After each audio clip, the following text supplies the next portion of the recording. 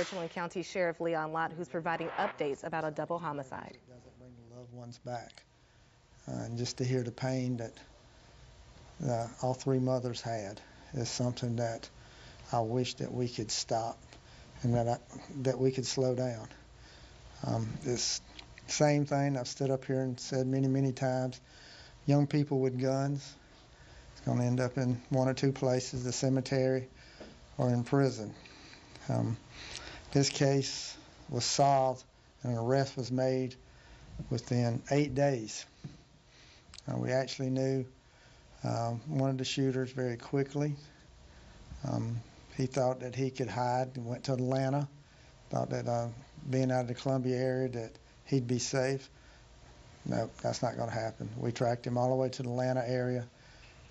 2 days ago, we made an arrest. This was a 16-year-old, so I cannot give you his name and I can't show you his picture. 16 years old, who's charged with 2 counts of murder and 1 count of attempted murder. The authorities there that helped us out, he wouldn't come out of the house. They had to go in and get him. Found numerous guns. He had guns with him. One of the guns that we've already matched as one of the murder weapons. Just another sad case of young people making very bad decisions that you end up with 2 people dead and 1 that's shot that will suffer the rest of his life from the fact that the wounds that he's got and his 2 friends were killed. This was an ambush, just a pure ambush when they were shot. Our investigators, some of the best in the world, can't get any better than what we got.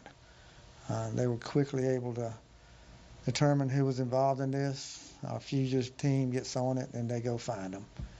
And we've had 16 murders so far in Richland County. We have solved all 16 murders.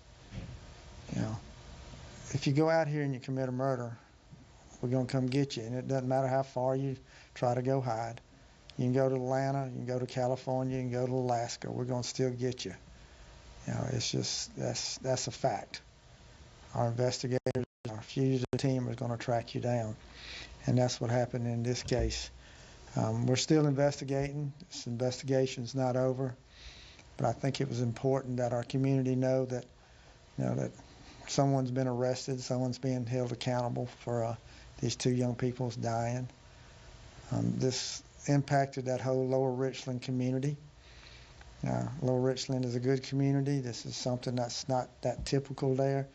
But when you have 2 young people who grew up and went to school there, who ends up murdered in an ambush, then it does impact everybody in that community, not just immediate families, but the extended families, the kids who went to school with them, the kids who are in that community, the people who live in that community. It impacts everybody. So I think it's important that we do get the word out as quick as we can, and that's why I'm here today to say, well, we've made an arrest, a 16-year-old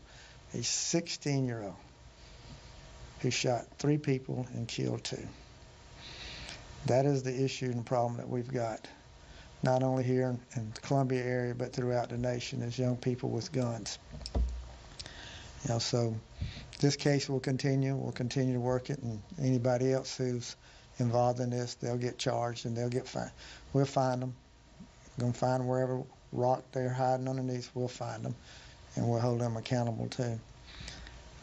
People ask me all the time, what can we do? I was at a meeting last night with a South Carolina School Board Association, and we had the 2 school superintendents from Richland 1 and Richland 2 and the school boards from both of those districts. And the main topic that we talked about was schools starting and what can the schools do about violence. They're concerned about it.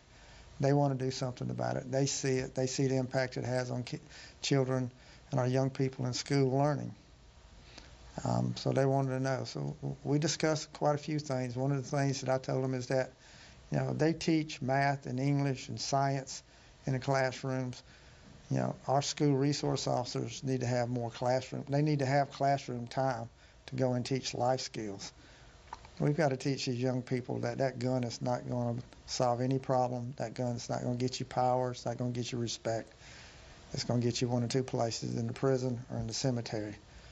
Our school boards were very receptive, and I think we'll see more classroom time for our SROs. 107 school resource officers we got in all of our schools, they make an impact. And the positive stuff that we've seen is the fact that people are now involved. People are caring. People want to get involved. This past summer, well, we're still in the summer, we had over 400 kids go to our summer camps. That is fantastic. That's something I've stood up here and said, told parents and grandparents, get your children involved in something positive this summer. Just don't let them lay around the house and not do anything. And they responded. They sent them to our summer camps. They sent them to other summer camps, and that's good. So this is a community problem. We're going to address it as a community. Our job is to be as proactive as we can, not reactive.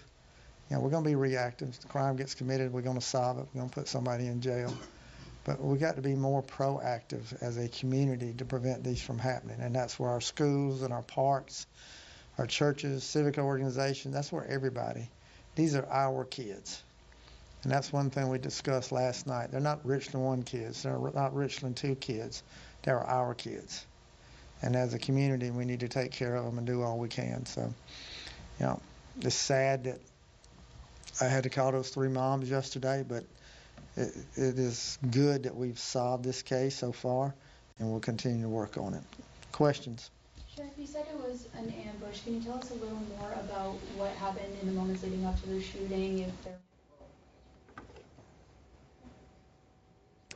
And we've just been listening to an update about a double homicide that happened last week in Richland County in the Hopkins area from Richland County Sheriff Leon Lott. 2 22-year-old men were killed in this shooting, and we've learned that a 16-year-old who attempted to flee to Georgia, was arrested. Due to the suspect's age, his name nor his picture will be released because he is a juvenile. That's according to Sheriff Leon Lott. But he talked about how this was an effort that took days. He's happy that these homicides were solved, but is hoping that this is a wake-up call for the community with the amount of youth violence. Yeah, once again, talking about making sure that kids have something to do and keeping an eye on our kids as we head into the summer months. And of course, what you're seeing here is some video of that funeral that took place for those 2 victims there. Again, both 22 years old, Dominic Goodwin and Xavier Hopkins. Family members told WIS that they were childhood best friends.